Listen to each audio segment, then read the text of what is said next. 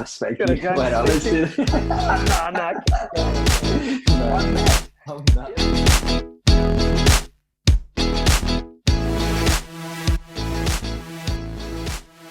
Hey guys, James here. Matt back with you. And welcome along to our video series on Minding What Matters.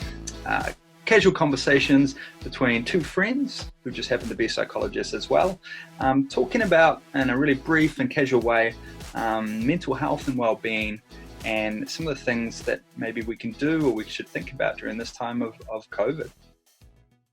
So today's topic, James, we were talking about having an overview and trying to sum everything up that these next videos in the series will be on. And we're thinking something along the lines of going through hard times without sacrificing who you want to be. That happens to be the definition, one of the definitions of resilience.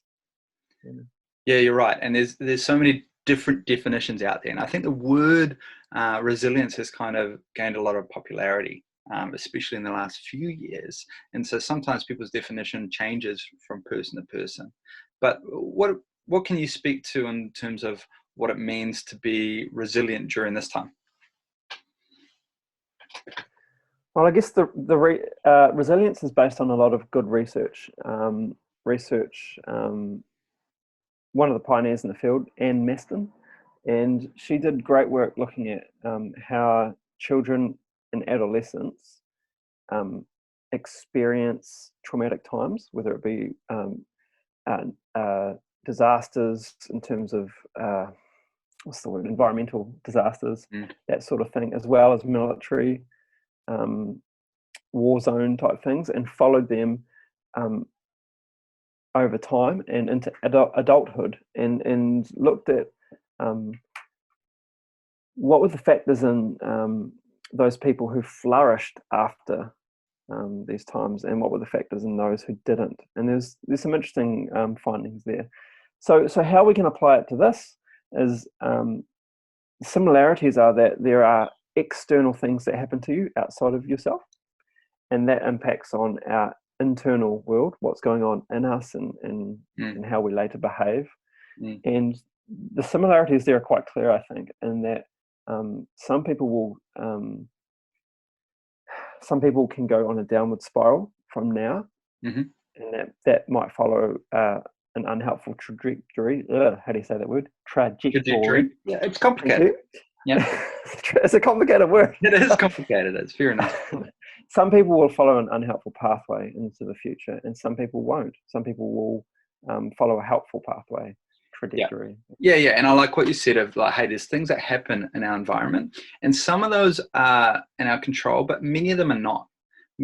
During this time particularly, lots of the things that happen outside of us aren't. And that has an influence on our internal world. And our internal world has an influence on how we feel, how we think it, but also how we respond to the events in our environment.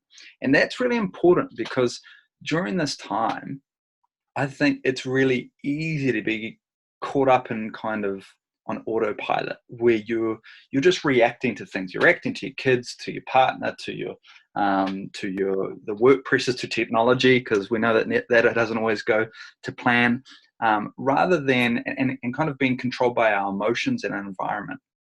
And that seems different in the resilient model to being proactive and, I suppose, responding to the events. And I think that's a little bit about what you're talking about, isn't it? A bit of a sense of this opportunity, this time of COVID is really challenging for lots of us. And it could be a time where, like you say, the pathway or the trajectory, yes, got it, and goes downwards for some of us. We become more reactive, more controlled by emotions. But there's an alternative to that. And that alternative is that we can actually use this time to learn to develop our own skills, or be more in tune with ourselves and be more intentional in the way we respond to our internal world and the external responses. And that has positive impacts on ourselves and our relationships. Yeah. That's right. I mean, there's so much we can't control, and so much we have to sacrifice during this period of time. Yeah. But I think we can all choose not to sacrifice really important things for us. And like the things that we can control is our actions, behaviors, things that define us, who we want to be. Yeah. Yeah, so it's a hard time. And can you talk about sacrificing some of these things? We don't have to sacrifice all of them. And when I think of that, the word that comes to my mind is values. How work's important, and our jobs and our relationships, etc. But we can still live by some of these values, regardless of where we are. We can still, think about who we want to be as a person, as a partner, as a husband, as a friend, and live out some of those actions despite of our environment. So in that way, you're taking about some control or some agency there, isn't there? That's right. I mean, if I ask you the question, think about someone who you admire, who really admire in your life. And I mean, don't give me the answer, but what are some of the things you admire about them? Why that person? So there's certain things that we can kind of ask ourselves to help kind of think about what's important. And that's one of those things. Can you say that question again? So thinking about somebody in your life who you really admire, and what is it about that person that,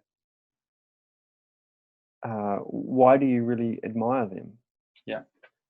Now, my bet is it's not the things that you admire aren't that person has lots of money or that person has a really great job. It's probably more things to do with how they are as a person, how they act towards others.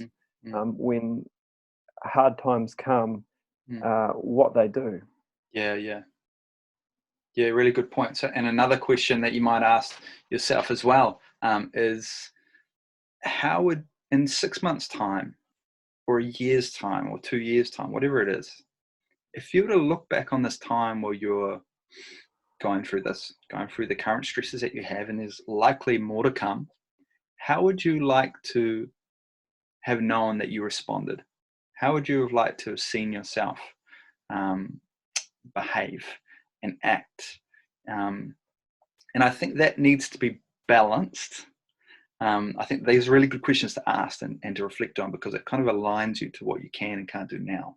But I think that needs to be balanced with you being kind to yourself, giving yourself a break, giving yourself some credit about what you're doing, and trying to manage those expectations, because there's, we can't be perfect, but we can choose to act in ways that are more in line to our values, or be caught up in the train that takes our emotions and be reactive. Interesting.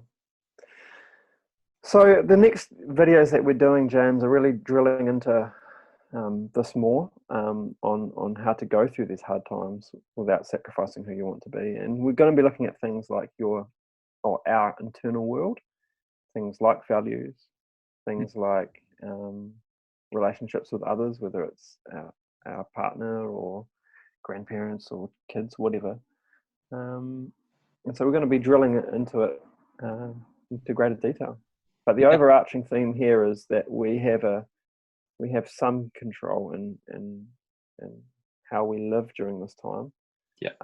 Despite all the things we don't have control over. Yeah. And we'll speak to that a little bit more in this idea of control, and what understanding what we can and can't control, and how to manage those. But importantly, we're also going to get a couple of colleagues as well to speak a bit on these, so some other psychologists that can speak to these topics a bit more. So I'm looking forward to it. See you guys. All the best. See you later. See you next time.